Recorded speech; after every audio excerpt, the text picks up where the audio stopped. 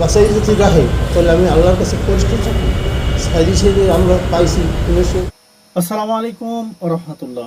অবশেষে সাইদির বিরুদ্ধে 2012 সালে সাক্ষী দিয়েছিলেন সুখরঞ্জন নামে একজন হিন্দু। তিনি মিথ্যা সাক্ষী দিয়েছেন।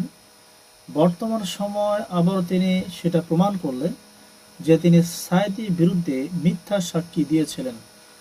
তো দর্শক মণ্ডলী, আপনারা প্রথমে যে ভিডিও অংশটি দেখেছেন আপনাদেরকে পুরো অংশই দেখাবো, তবে তার আগে কিছু কথা না বলে নয়। দর্শক মণ্ডলী, আপনারা অবশ্যই জানেন শেখ হাসিনা যখন রাষ্ট্র পরিচালনা করত, তিনি ক্ষমতায় টিকে থাকার জন্য সত্যকে মিথ্যা বানিয়ে উপস্থাপন করত, ক্ষমতায় টিকে থাকার জন্য মানুষকে খুন করত, ইত্যাদি ইত্যাদি।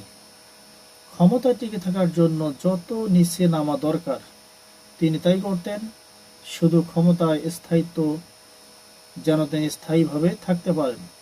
তো যাই হোক, আল্লাহ যখন তেনাকে অর্থাৎ আমি বলতে চাচ্ছি আল্লাহ ছাড় দেন ছেড়ে দেন না, ছেড়ে দেন ছাড় দেন না। তার মানে হচ্ছে মানুষের ধ্বংস অনিবার্য। যারা যত অহংকারী হোক, যত কৌশল করুক, অবশ্যই তাদের ধ্বংস অনিবার্য। সময়ের কম বেশিতেই বিষয়টা ধ্বংস হয়ে থাকে।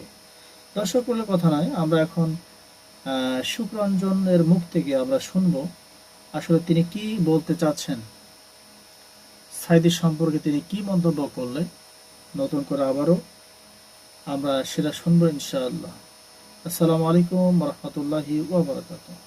বাসায় যদি রাখে তাহলে আমি আল্লাহর কাছে পরিষ্কার থাকি। সাইদি হিসেবে আমরা পাইছি 1900। ওই আপনার এই এমপিতে আসে তখন সে আমার এলাকায় সে এমপি ছিল। সে যখন এমপি ছিল আমার মায়ের কোলে বসবাস করছে, সেইটা কিন্তু সে একটা ভালো লোক ছিল। সেই জন্য সেই লোকটা যদি আজ যদি একটা মিথ্যা মামলা যদি তারে ফাঁসাই দেয়, সেইটাকে সত্য সাক্ষীর জন্য আমি আসছিলাম এই করে। তখন আমি অবাক হয়ে যাওয়ার পরে আমি খুব নির্যাতন মুক্তিতে আমি এই করে এখন তার দীর্ঘ যাই, মানে আমি অসুস্থ অবস্থায় নিয়ে গেছে। আপনার এইখান দিয়া নিয়ে গেছে, কোথায় আমি বলতে পারি না, এইখান দিয়ে নিয়ে গেছে। নেওয়ার পরে আপনার এখানে প্রশাসনরা নেওয়ার পরে মানে আমার নাকলি কাটকাইয়ে কোথায় নিয়ে গেছে মিউজিয়াম জায়গার কথা আমি বলতে পারি না। দিন না রাত্রি মানে কোনো আমি আলো বাতাস পাইনি। কিছু সময় পরে একটা আলো পাইছি। আমি ছিলাম আমি 3 মাসের করে আমি 13 দিন ঠিক মানে কম ছিল।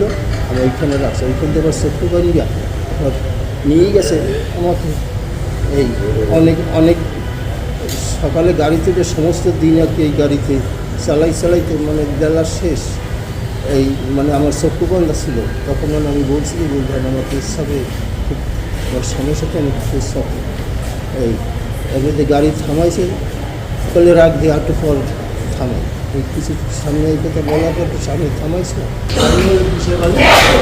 বসে আপনার আপনার বাক্সনারা আমার ভাইকে রাজবাগ আপনার আর ওই বাক্সনারা আমার ভাইকে হত্যা করছে। রাইফেল বসে দেওয়া টাকা দিয়ে মারছে।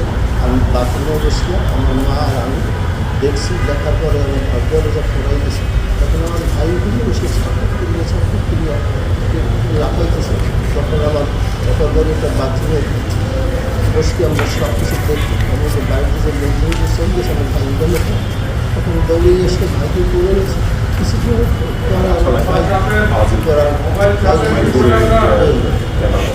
এই অবস্থায় আমি ছিলাম।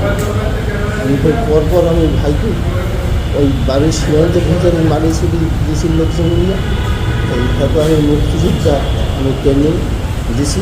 আমার ব্যক্তিত্বের আমার কমেন্ডার, আমি তার ট্রেনিং দেওয়ার ছিল।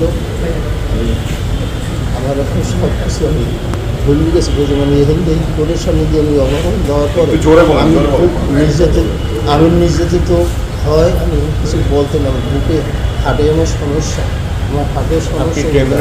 কেন আসছিল? আমি আসছিলাম হুজুরের মানে সরকার পক্ষ আমাকে মানছে সাক্ষী। মানার পরে আমি দেখি যে আমার জন্য যদি একটা লোক ভালো মানুষ যদি বাসকে